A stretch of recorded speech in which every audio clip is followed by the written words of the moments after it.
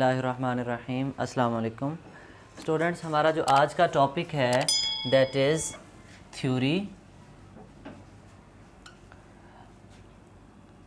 Law और principle. ठीक है, आपसे डिफरेंस पूछा जाता है एग्ज़ाम में कि differentiate between theory and law. Theory and law main difference ये पूछा जाता है। कभी कभी वो प्रिंसिपल के नाम से भी पूछ रहे थे कि व्हाट इज़ प्रिंसिपल। एक प्रिंसिपल होता है PAL वाला, वो कौन सा प्रिंसिपल होता है? वो किसी भी जो है वो ऑर्गेनाइजेशन का जो हेड होता है। लेकिन इस प्रिंसिपल का मतलब क्या होता है? उसूल। इस प्रिंसिपल का मतलब क्या होता है? उसूल। ठीक है, तो हमने स्टार्ट में जब साइंस की डेफिनेशन पढ़ी थी तो हमने कहा था कि why we study the science, why we study the biology. हम क्यों साइंस की स्टडी करते हैं? क्या पर्पस था, क्या मकसद था? शाबाश, to understand the principles of nature. To understand the principles of nature. हम कुदरत के प्रिंसिपल्स को समझने के लिए, कुदरत के उसूलों को समझने के लिए हम किसकी स्टडी करते हैं? साइंस की स्टडी करते हैं। किसकी स्टडी करते हैं? साइंस की स्टडी करते हैं। ठीक है, नेचर के जो प्रिंसिपल्स हैं, जो कुदरत के बनाए हुए उसूल हैं, उनको समझने के लिए हम साइंस पढ़ते हैं। उनको समझने के लिए हम साइंस पढ़ते हैं। देखिए, अल्लाह ताला ने हर चीज़ इस कायनात में रख दी है, बना दी है, डाल दी है, लेकिन हमने क्या करना है? हमने उन चीज़ों को एक्सप्लोर करना है, ढूंढना है। हमने उन चीज़ों को ढूंढना है। ठीक है, अगर हमें कोई बायोलॉजिकल प्रॉब्लम का सामना करना पड़ता है तो उसका सलूशन भी अल्लाह ताला ने रखा है, लेकिन हमें उसका सलूशन ढूंढना पड़ता है, हमें उसके ऊपर वर्क करना पड़ता है। एट द एंड जो है वो हम इस काबिल हो जाते हैं कि हम उसका सलूशन निकाल लेते हैं। तो जो सलूशन हम निकालेंगे, या कोई भी ऐसी बात जो हम एक पूरा तजर्बा करके, ऑब्जर्वेशन करके, एक्सपेरिमेंट करके कोई एक नया कंक्लूजन निकालेंगे, जो बात हम निकालेंगे वो हम अपने तक रखेंगे या लोगों को भी बताएंगे? देखो, आपको बताया ना न्यूटन ने, आपकी फ़िज़िक्स में लाज हैं न्यूटन के, हमारी बायोलॉजी में लाज आएंगे, तो मेंडल्स के लाज आएंगे। ठीक है, हार्डी वेनबर्ग लॉ है, आपकी बुक ने लिखा है।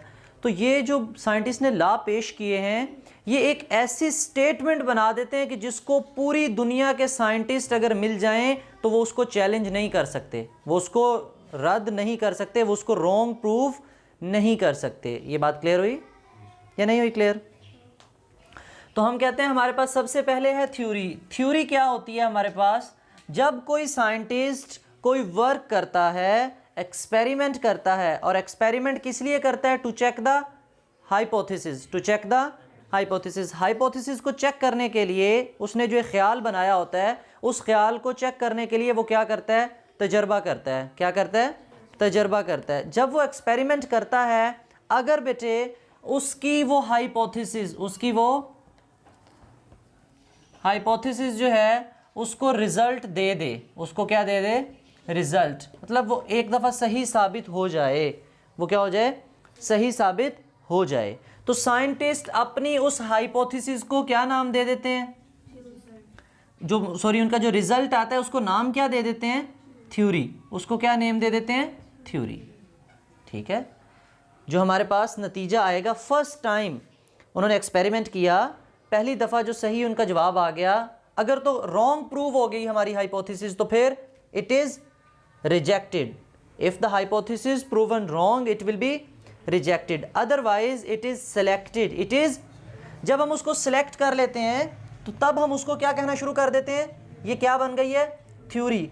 हो सकता है कि मेरे पास इसका जवाब सही आ रहा हो, लेकिन अगर किसी दूसरी कंट्री में कोई दूसरा बंदा, दूसरा साइंटिस्ट इसको हल करे तो उसका वो जवाब ठीक ना आए। जो बात मैं कह रहा हूँ वो बात वैसी ना हो, लेकिन मेरे हिसाब से वो बात ठीक हो, मेरे हिसाब से वो बात ठीक हो। तो ऐसी थ्योरी, ऐसी स्टेटमेंट, ऐसी हाइपोथेसिस जो फर्स्ट टाइम प्रूव हो जाए लेकिन अभी इंटरनेशनली रिकॉग्नाइज नहीं हुई, हर बंदे ने उसको प्रूव नहीं किया, तो उसको हम क्या कह देंगे? उस हाइपोथेसिस को, ये हाइपोथेसिस क्या बन गई है?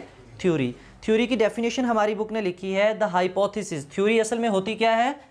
द हाइपोथेसिस, ये एक हाइपोथेसिस है दैट स्टैंड्स, जो बरकरार रहती है। दैट स्टैंड्स कब? At the time of experiment. The hypothesis that stand the test of time, हमारी बुक ने लिखा है that stands the test of time often tested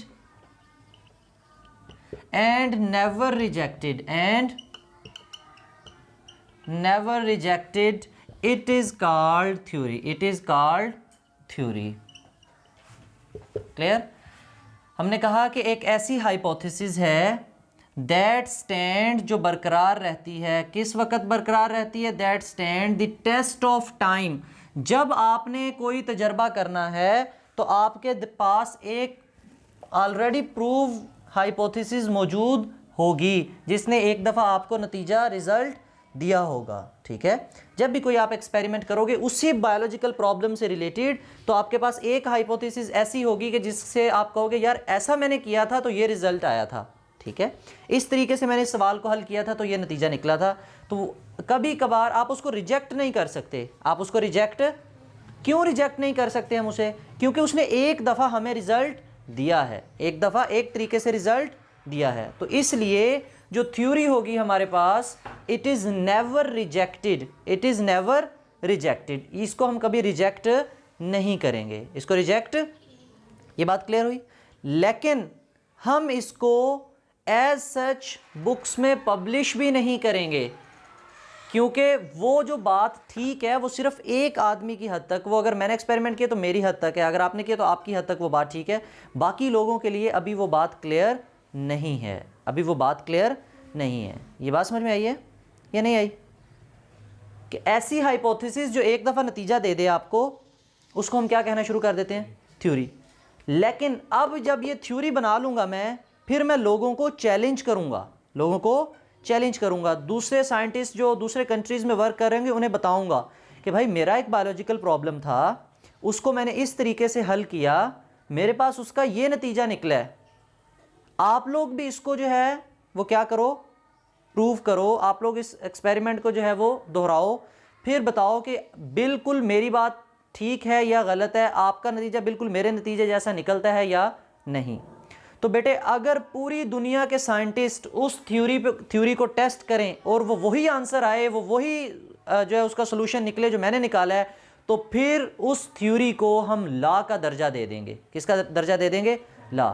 हम कहते हैं the irrefutable theory is called law. ऐसी थ्योरी जिससे कोई बंदा इनकार ही ना करे, उस थ्योरी को हम बाद में कह देंगे ये क्या बन जाती है? लॉ।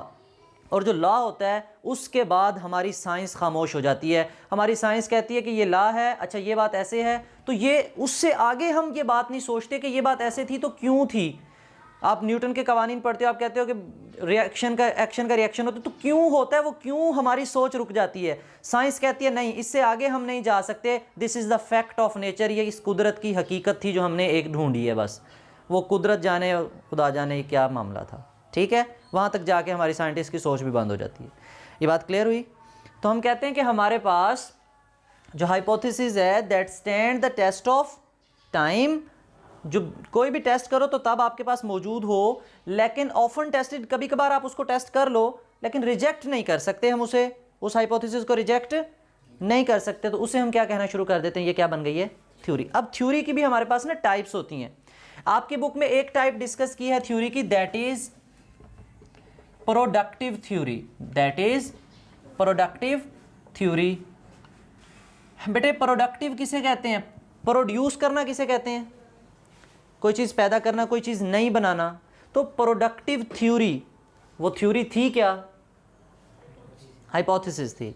हम कहते हैं कि जो प्रोडक्टिव थ्योरी है एक ऐसी थ्योरी होती है दैट्स कीप ऑन सजेस्टिंग, मतलब ये ऐसी थ्योरी जो प्रोड्यूस करती रहेगी।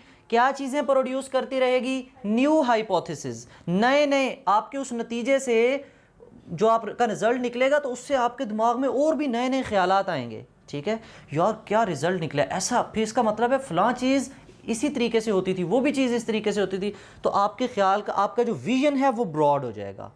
ठीक है, थिंकिंग एबिलिटी को बढ़ा देगी और आपके पास एक से ज़्यादा हाइपोथेसिस निकलना शुरू हो जाएंगी उसी एक प्रॉब्लम में से। ठीक है, तो ऐसी थ्योरी जो आपको क्या दे? न्यू हाइपोथेसिस दे। क्या दे? न्यू हाइपोथेसिस दे, नए ख्यालात दे, तो उस थ्योरी को हम नाम देंगे this theory is called productive theory. This theory is called, and this productive theory increase the interest of scientist. ये क्या करती है? साइंटिस्ट का इंटरेस्ट, दिलचस्पी बढ़ा देती है in solving a biological problem. अगर बेटे आप कोई प्रॉब्लम सॉल्व कर रहे हो तो आपका जो है वो नतीजा ठीक नहीं निकला तो आप खुश होगे या मायूस हो जाओगे? मायूस हो जाओगे, क्योंकि ये एक दिन की कहानी थोड़ी ना होती है ये टेस्ट करने वाली, कई कई साल लग जाते हैं आपको वो एक्सपेरिमेंट करते हुए। फिर अगर आपका नतीजा ठीक निकल आए तो आप बहुत ज़्यादा खुश होंगे, और फिर उस नतीजे के ठीक होने के बाद जो आपकी थ्योरी बने वो उससे नई नई बातें निकलें, लोग जो है उसके ऊपर बहुत ज़्यादा काम शुरू कर दें, तो क्या आपके नाम हो जाएगा, मशहूर हो जाओगे? नहीं हो जाओगे? हो जाओगे। लोग आपकी जो है उस थ्योरी को जो है वो पसंद करेंगे और उसको जो है वो स्प्रेड भी करेंगे। ठीक है, ये बात क्लियर हो गई। तो जो प्रोडक्टिव थ्योरी है एक ऐसी थ्योरी होती है दैट कीप ऑन सजेस्टिंग, जो तजवीज़ देती रहे। क्या चीज़ तजवीज़ देती रहे? New hypothesis. क्लियर? अच्छा, अब नेक्स्ट है हमारे पास लॉ। नेक्स्ट क्या है? लॉ। लॉ को हम क्या कह सकते हैं? प्रिंसिपल। क्या कह सकते हैं? प्रिंसिपल। अब जब हम बात करते हैं लॉ और प्रिंसिपल की, तो हम कहते हैं लॉ और प्रिंसिपल में हम किसको आगे लेके आएंगे? थ्योरी को। किसे आगे लेके आएंगे? थ्योरी को। और हम चैलेंज करेंगे, वर्ड को चैलेंज करेंगे, हम पूरी दुनिया के साइंटिस्ट को चैलेंज करेंगे कि हमारे ये एक्सपेरिमेंट का रिजल्ट है कोई इसको गलत साबित करने वाला? ठीक है, अगर वो सारे लोग उसके ऊपर एक्सपेरिमेंट शुरू कर दें और एक्सपेरिमेंट करने के बाद भी ये थ्योरी हमें नतीजा देती रहे, ये थ्योरी हमें नतीजा देती रहे, तो फिर ये थ्योरी नहीं कहलाएगी, फिर ये थ्योरी क्या बन जाएगी? लॉ। ये और अगले स्टेप पे चली जाएगी। हम कहते हैं कि इफ़ द थ्योरी सर्वाइव, अगर हमारी थ्योरी सर्वाइव करे, साबित कदम रहे, गलत साबित ना हो। सर्वाइव का मतलब जब उसके ऊपर लोग टेस्ट करें तो वो गलत साबित ना हो। Survive such a doubtful approach and continues to be supported by experimental evidences, और वो मुसलसल जब भी कोई बंदा उसको टेस्ट करे तो वो हमें, पहले तो वो डाउटफुल ही होता है ना, कि हो सकता है, शक होता है कि ठीक भी होगी या गलत होगी, तो उस नतीजे से आगे चली जाए, उस शक व शुबा से बाहर चली जाए। And continues to be supported, और वो मुसलसल सपोर्ट की जा रही हो बाय एक्सपेरिमेंटल एविडेंस। आप तजर्बा करो और जो शवाहिद आपको मिलें, जो एविडेंस आपको मिले, आप वो बिल्कुल हमारी थ्योरी को क्या कर रहा हो? सपोर्ट कर रहा हो, वो हमारी थ्योरी के हक में हो, वो बात हमारी थ्योरी के हक में हो, वो हमारी थ्योरी को क्या करे? वो बात सपोर्ट करे। हमारी थ्योरी अगर तजर्बा हम करते हैं और उसका नतीजा आता है, वो जो नतीजा, जो एविडेंस निकलता है हमारे पास, जो रिज़ल्ट निकलता है, वो हमारी थ्योरी को क्या करेगा? सपोर्ट करेगा। तो तब हमारी वो थ्योरी जब इस सारे मराहिल से गुजर जाएगी, then it will become law और principle. It will become law और प्रिंसिपल। ठीक है, हम थ्योरी के बारे में कहते हैं कि थ्योरी जो है, सॉरी, लॉ जो है इररिफ्यूटेबल थ्योरी है। कैसी है? इररिफ्यूटेबल मीन जिससे हम इनकार ना कर सकें, जिससे हम इनकार ना कर सकें। और क्या है? It is a universal fact of nature. ये क्या है? Universal fact of nature. तीन बातें की हैं हमने। एक डेफिनेशन ये भी लिख सकते हैं हम लॉ की, ये भी कह सकते हैं कि हमारे पास जो लॉ है वो इररिफ्यूटेबल थ्योरी है। इररिफ्यूटेबल थ्योरी इज़ कॉल्ड लॉ। या फिर ऐसे भी कह सकते हैं कि जो लॉ होता है, it is the universal fact of nature. Universal fact of nature. ये भी बात क्लियर हो गई। फिर आपसे शॉर्ट क्वेश्चन में पूछा जाता है कि बायोलॉजी के हवाले से जो आपकी बुक में बायोलॉजिकल लॉज हैं उनकी एग्जांपल दें। तो आपकी बुक में 2 लॉज हैं, इनकी डिटेल आप 10th क्लास में पढ़ोगे। Mendel's law of inheritance, Mendel's law of, और हार्डी-वेनबर्ग लॉ, हार्डी-वेनबर्ग लॉ। ठीक है, ये हार्डी-वेनबर्ग लॉ आप एफएससी में पढ़ोगे।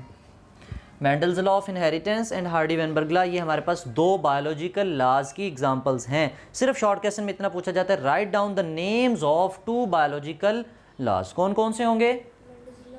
Mendel's law of inheritance, Mendel ने विरासत के ऊपर लॉज दिए हैं, और हार्डी-वेनबर्ग लॉ। ठीक है, ये भी पॉपुलेशन से रिलेटेड जो है वो लॉ है। ये भी बात क्लियर हो गई।